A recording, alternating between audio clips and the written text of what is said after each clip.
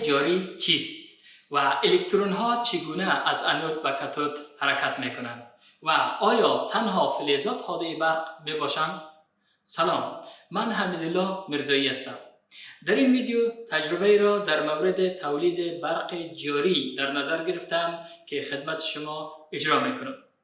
برای اجرای این فعالیت ما و شما به مواد و وسایلی که ضرورت داریم عبارتند از یک عدد بیکر با حجم 200 الی 300 میلی لیتر، یک مقدار تیزاب گوگرد یا سلفوریک اسید، دو عدد الکترود فلزی که ما از یک الکترود جست و یک الکترود میس استفاده کردیم، دو عدد کیبل برق همراه با گیرا، یک پایه مولتی متر، یک مقدار آب مقطر، یک تا میله شوردهنده و یک عدد تست تیوب.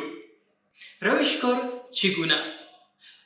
ما و شما میگیریم اول یک محلول رقیق از سلفوریک اسید ایجاد میکنیم در داخل آب مقطر که ما قبلا در داخل بیکر آب مقطر قرار دادیم.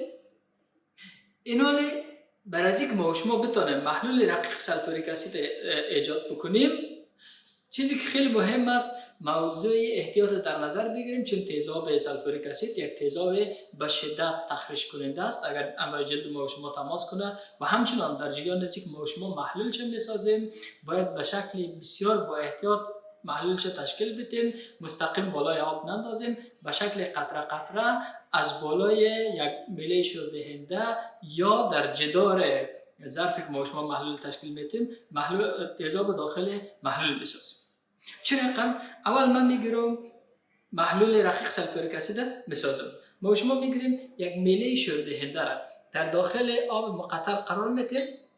بعدش با استفاده از پیپت، البته اینجا سلفوریک اسید ما و شما در داخل خود یک پیپت خودش داره، با استفاده از پیپت میگیریم چند قطره سلفوریک اسید بالای محلول رقیق اضافه میکنیم. اما خیلی با احتیاط که مستقیم بالای آب نندازیم، به شکلی که از طریق میله شوردهنده یا میتونیم نوک پیپت در جدار ظرف بگیریم، بسیار برای آرامی تیزاب بالای آب اضافه کنیم به این شکل.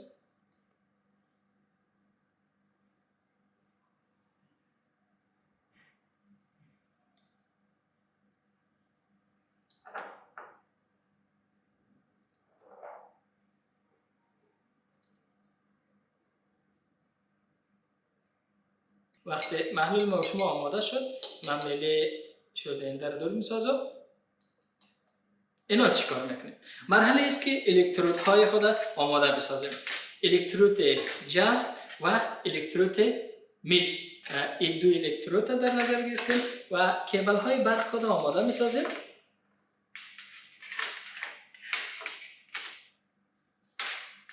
چنگه که ما بالاش نصب میسازم. یکی از کیبل های ما و همچنان کیبل بعدی. وقتی کیبل های برق آماده شد، اینا چیکار میکنیم؟ فلز جست به عنوان انود استفاده میکنیم، در چنگک نصب میسازم و فلز میسک که به عنوان کاتود استفاده میکنیم، در چنگک نصب میسازم. در مرحله بعدی چیکار میکنیم؟ هر دو الکترود خود با کیبل های برقی که اینجا قرار داره در داخل محلول اسیدی قرار میدیم. با احتیاط به این شکل در جریان از اینکه ما و شما الکترودها را در داخل محلول قرار میدیم، باید یک فاصله بین الکترودها باشه، الکترودها با هم نچسبند. به خاطر که الکترودها با هم تماس نکنه، ما یک تست تیوب در وسط روش قرار میدم به این شکل که با هم مستقیم در تماس نشوند، الکترودهای ما و شما به شکل از هم دور باشه. ایناله وقتی الکترودها در اینجا قرار گرفت، آیا جریان برق تشکیل شده یا نه؟ نه خیر. جریان برق زمان تشکیل میشه که ما و شما دوره را بسته کنیم، یعنی فلز جست و فلز میس با هم وصل بسازیم. زمانی که ما دوره را بسته میکنم، جریان برق اینجا ایجاد میشه، تعاملات در داخل محلول شروع میشه. چه قسم؟ فلز جست به عنوان انود یا عنصر الکترون دهنده الکترون های خود بر مس میته و فلز مس الکترون ها را جذب میکنه. چه رقم؟ در اینجا هر دو فلز با هم نچسبیده، از هم در یک فاصله قرار داره. انتقال الکترون ها چگونه صورت میگیره؟ وقتی فلز جست الکترون های خود میته، از طریق از دوره‌ای که ما و شما ایجاد کردیم، الکترون ها میآید از فلز جست به فلز مس انتقال میکنه، یا از عنصر الکترون دهنده ما و شما به عنصر الکترون گیرنده انتقال میکنه، یا به عبارت دیگه الکترون ها از انود طرف کاتود حرکت میکنه. ما و شما این عملیه را در داخل یک پیل ساده گلوانی اجرا میکنیم. اما به خاطر از اینکه ما و شما بتونیم جریان عملا ببینیم که واقعا جریان ایجا به وجود آمده یا نه، در مسیر یک مقاومت یا یک نشانگر را قرار میدیم که بر ما و شما جریان نشان بده. برای از اینکه ما و شما جریان رو ببینیم، ما از یک مولتی متر استفاده میکنیم. اول برای از اینکه ما و شما مولتی متر فعال بسازیم، من را روشن بسازم. فعلا صفحه دیجیتال مولتی متر 00 بر ما شما نشان میده. هر بار ما و شما بگیریم جریان در اینجا وصل بسازیم، ببینیم چه تغییرات در اینجا به وجود میاد.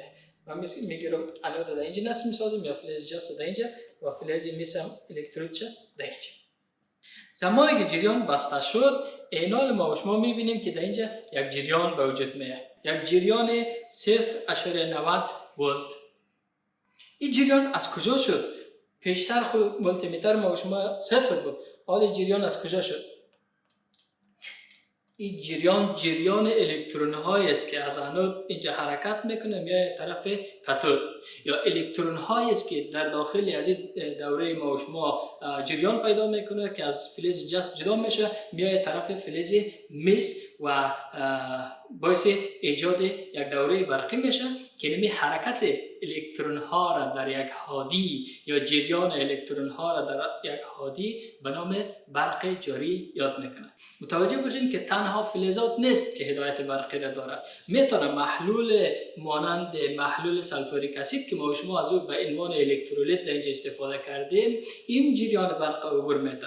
در داخل محلول سلفوریک اسید ما و شما آیون ها در حال حرکت است. زمانی که الکترون های جست میآید در قطب مثبت در اینجا بالای فلز میز، این الکترون ها را آیون های هیدروژن تیزاب جذب میکنه. این آیون ها میره طرف قطب آیون های مثبت هیدروژن میره طرف قطب میز، الکترون ها رو میگیره به شکل گاز هیدروژن که شما حباب هایش رو میبینین آزاد میشه، و آیون های جستی که اینجا آزاد میشه، یعنی آیون های جستی که در محلول آزاد میشه، این آیون ها میره توسط آیون های باقی‌مانده سلفوریک اسید داخل تعامل میشه، نمک زنک سلفید تشکیل میده یا باعث تشکیل نمک زنک سلفید میشه. امیدوارم فعالیت را در نظر گرفته بودم یا تجربه که در نظر گرفته بودم براتون مفید و مؤثر بوده باشه. بیننده ویدیوهای بعدی ما باشید. تا دیدار بعد، خدا نگهدار.